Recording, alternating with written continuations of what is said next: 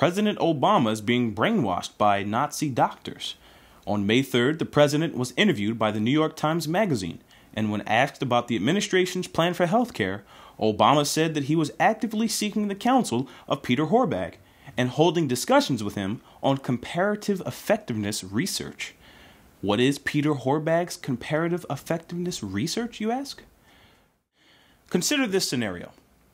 You've now arrived at a hospital where you just got word from the doctors that your 76-year-old mother is terminally ill. The treatment for this illness exists, but it is very costly and must be administered over a long period of time, and it's not even certain that she will live past the next 8 months. You explain to the doctors that you want to do whatever it takes to save your mother, but you don't have the money. At this point, Peter Orszag's behaviorist accountants enter the room. Comparative effectiveness research shows that the treatment may only give your mother a few more years of life, and for what it costs to do that, you might be better off telling your mother to call it quits.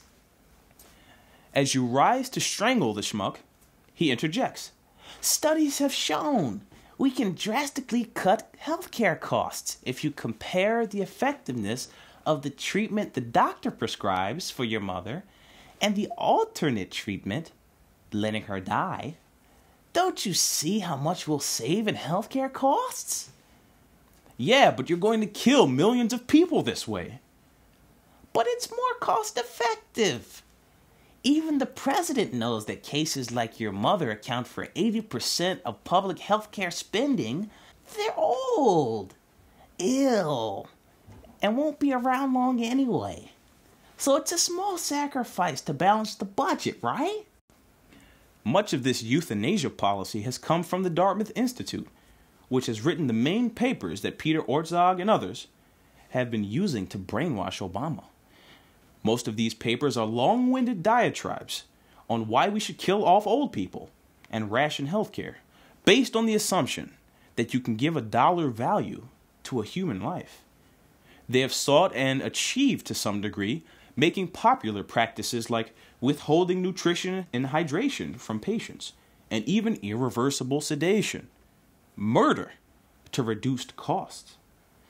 The main funders and backers of this policy come from the Robert Wood Johnson Foundation and none other than George Soros's Open Society Institute's Project on Death in America.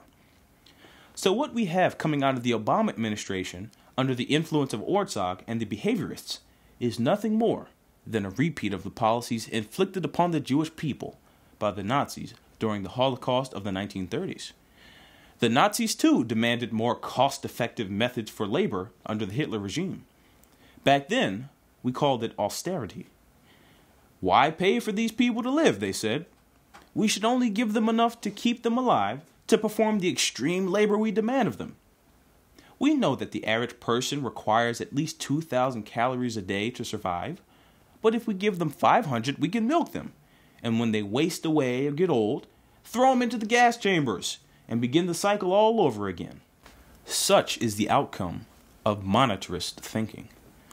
So either we remove the influence of Peter Orszag, Larry Summers, and the other behaviorist scum around Obama, or you might soon hear an otherwise hesitant president firmly proclaim, "I'm sorry, but we can't afford to keep you alive."